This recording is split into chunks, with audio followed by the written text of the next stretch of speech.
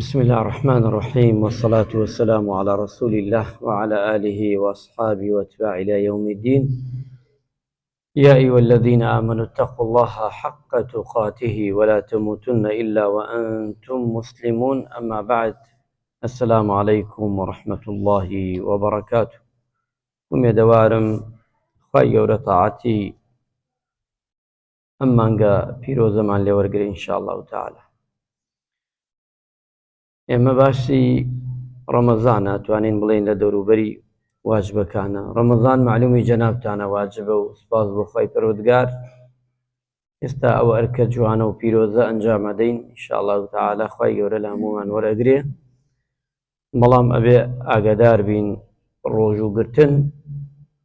یەکێکە لە واجبەکان خی پەروەردگار دایناوە لەسەرمان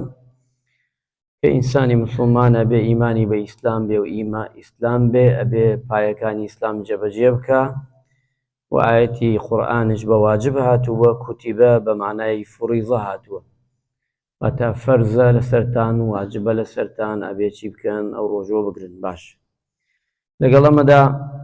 دوو ڕوکنی هەیە ڕۆژوو، ئەبێ وریای بین. ئەم دوو ڕوکنە ئەگەر نەبێ ڕۆژەکەت بەتاڵە بێتەوە، ئەبێ زۆر وریای بیت. یەکەمیانەوەیە ڕوکنی یەکەممان لە ڕۆژوو، یەکەم نیەتە، کە هەموو شتێ نیەتی خۆی هەیە، ئەبێ ئاگای لێبێ ئەو نیەتە ئەبێ جێبەجێ بکەی بە جوانی لە کاتی خۆی شەرع لێکوا دایناوە بۆت بکە، بۆی داناوی ئەبێ جێبەجێکی. تەبع نیەتش معلومی جەنابتانە لە دڵایە، ئینسان نیەتی هەیە کە بێنێ، بەڵام عولەمایان فەرموویانە ئایا نیەت هەموو ڕۆژێک هەموو شەوێک پێشی کە بە ڕۆژوو بین ئایا نیەتەکە دێنین؟ یعنی هەموو شەوێ 30 شەوە 29 ڕۆژە 30 ڕۆژە یانی یەک جایێنین؟ عولەمایان جیاوازن لەوەدا. هەندێکیان ئەڵێن نیەت کە کاتێ دێنیت هە لە یەکەم شەو، هەندێکیان ئەڵێن نیەت دێنی بۆ مانگەکە، نیەتی ڕەمەزانە و بەیتر نەیگەرە هەموو شەوێ نیەتەکە بڵێیتەوە.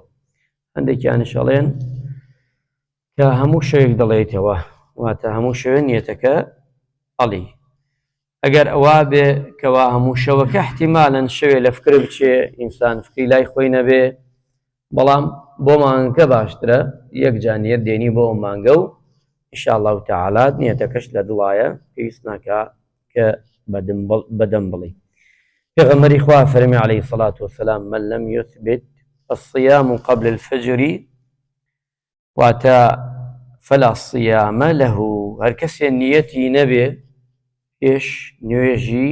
بەیانی، واتە نیەتی نەهێنابێ، چییە؟ ئەوە ڕۆژووی ئەو ڕۆژەی بۆ نییە. ئەبێ وریابین ئەم فەرمایشتەمان ئاگادارمانەکاتەوە بێ نیەتەکانمان وریای بین بۆ ئاگا دارکردنەوەی خۆمان.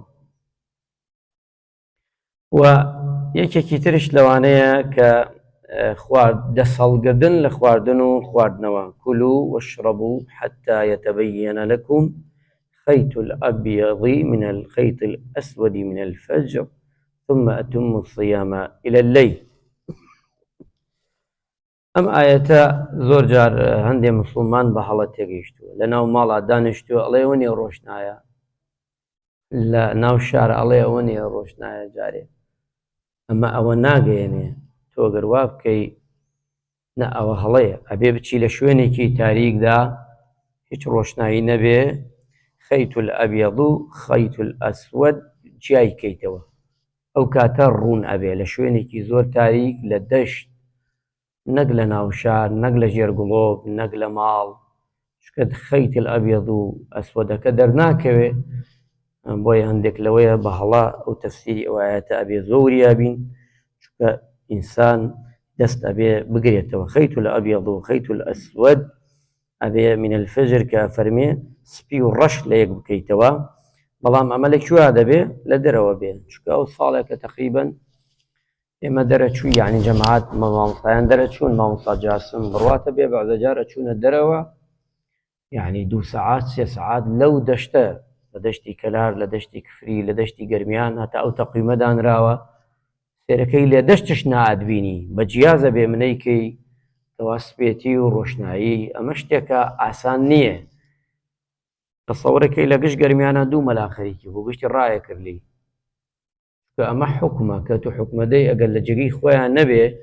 ئەم قسە و باسی کە ئێمەیکەین لە جێگای خۆیان نەبێت تۆ گونەحبارە بی لە دیوانی خوایە چکە مەسئولیاتە ئەم مەسئولیاتە ئینسان هەڵیگرێ بۆ کەسی خۆی شیاوی خۆی بۆی گونەحبار نەبین بۆیە ئەو خەتول ئەبیەضا و ئەسوەدە لە ناو شارە لە ڕۆشناییدا لە ژێر ڕۆشنایی بەڵکو ئەمە جێی نابێتەوە بەڵکو لە شوێنێکی تاریک لە دوورە شار ئەتوانی بگەیتەوە بۆ دووشتمانێت تەبانەوە یەکەمیان کە هەندێک مسلمان بە هەڵە تێگەیشتووە تقریبا إنما ذلك پێغەمبەری خوا صلی الله عليه وسلم سپایەتی بەیانی و تاریکی شەو پێغەمبەری خوا فەرمی عليه الصلاة والسلام کاتێ پرسیاریان کرد لە پێغەمبەری خوا صلی الله عليه وسلم مەبەستی سپی بەیانی و تاریکی شەو چی کاتێکە دەرئەکەوێت طبعا بەیانیانە ئەوە فەرمێتش پێغەمبەری خوا صلی الله عليه وسلم هاوڵان پرسیاریان لێ کرد إنما ذلك بياض النهار وسوداء الليل بخاري ومسلم حديث كمان دواتها سبيتي الروج تاريكي الشو أو دانا ليك جاب كيتو كأوش إشي أو كسانة كفسبورن لو إشاو لو بارات وانن جاي كانوا بمان يما يستحاضرات دسمان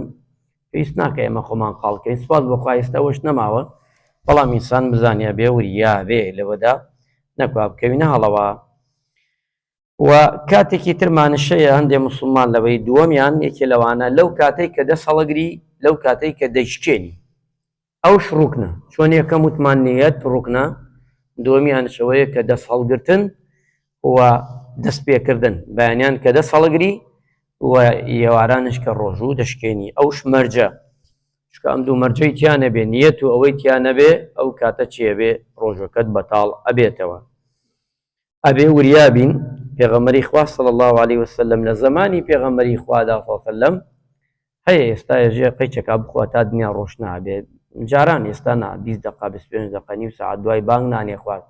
ئەو وریابێ ئەو هەڵەیە چکە ئەمە فەرز نییە واجب نییە لەسەر تۆ ئەمە بکەی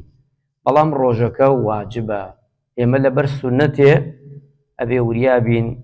گومان نەخەینە واجبێکەوە هەر ئەسڵەن گونەحبارە بیت و لەبەر سونەتێ چکە سونەت ئەگەر نەیکەی گونەحبار نابی هیچ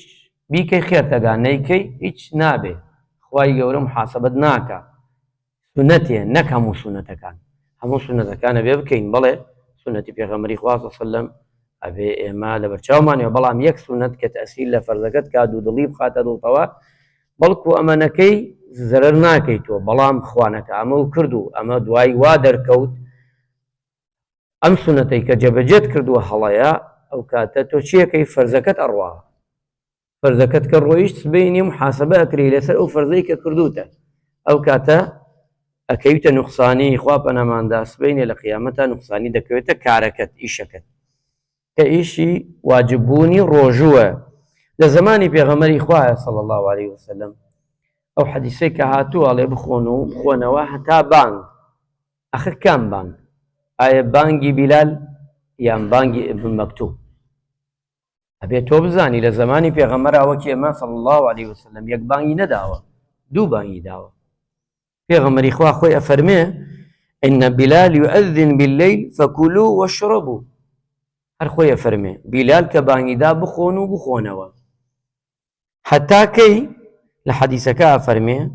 حتى يؤذن چی ابن مەکتوم هەتا دووەم بانگ کە دووەم بانگی دا تەواو یعنی دەست هەڵگرە ئەمە پێغەمبەری خوا یەکلای کردە تۆ بۆمان ئێستا تۆ ئەگەر تۆ ئەم بانگە بە بانگی بیلال بزانی کەواتە ئومەتی ئیسلام نوێژی بەیانی دروست نییە ئەبێ گشتیان بڕۆن بە قەضا بیدەن یعنی ئاوای لێتێ تۆ گەر وا تێبگەی لەو بانگە ئەم بانگەی ئێمە ئەیدەین ئەمە بانگی دووەمە بانگی یەکەم نییە بانگی یەکەم ئەوەیە کە لە سعودی ئەدرێ سەعاتێ پێشە و 3 چارەک بەلەوە ئێستا بەیانیان چەند بانگەدا چەند بانگەدا لێمە دیار نییە ها نە ئێرە خۆمان 5 و 12 دقه ئەبێ 4 و 12 دقه بانگی یەکەم بدا بانگی یەکەم چییە 4 و 12 دقه بانگەدا خەڵک بۆی هەستێ لەو سەعاتە نانەخوا بوو بەڵام دووەم بانگ کە بانگیدا دخول وەختە دخولی وەختی نوێژە تۆش لە چێژە فەجروی بەیانی لە فەجری بە خەڵکەیە زۆر بە ئاسایی ئەیبینم تێت بانگەدا و دوای بانگەکە چێ گڵاسێ ناتە سەر و ئەیخواوە وڵای من مچریکە دێتە گیانمە، یعنی چۆن زادەکەی ئاوا خۆی لەحزەیە، خۆی سانەیە، خۆی دەقەیە، خۆی چریکەیە کات هایستە و ساعتێک کە دانراوە تۆ یەک دقە بەلەوە بانگ دەی گونەحبارە بی لە کاتەکەی. ئێستا ئێوارە بۆ نمونە پێنج و بۆ نمونە ساعت چەند بانگە دەی ئێوارە؟ 53 دەی با لە 50 بە ئەم بانگ دەین ئەوێ بۆ ناوێ قەیچەکە با 2 دقە پێشی خەی. کەس جورئەتەکە 2 دقە پێشی خا؟ کەس جورئەت ناکات. هیچ کەسێ لە ئێمە ئەی تو چۆن جورئەت ئەدەی ڕێ بە خۆت ئەدەی کە بانگی داوە و ئومەتی ئیسلامی متتەفقن لەسەر ئەم بانگە، کوڕەی ئەرزی نەک کوردستان، کوڕەی ئەرزی متتەفقە لەسەر ئەم بانگە، گشتی لەسەر یەقیاز ڕوا تۆ تێی مخالەفەی ئومەتی ئیسلامیەکەی بە هەموو یەکجا. ئەمە ئەگە سونەتش بێ سونەتێکی شازە، هەر سونەتێ مخالەفەی ئومەت بێ ئەبێتە شاز، کە بووە شاز حکمی وەرناگرێ لە شەرع کاری پێ ناکرێ. بڕۆ بخوێنە لە مستەڵەحی حەدیث هەر سونەتێک کە بووە شاز کاری پێ ناکرێ با فەرمایشتی پێغەمبەر بێ سەڵ سەلەم. ئێستا پێغەمبەری خوا سەڵ سەلەم لەسەر دەست جولانەوە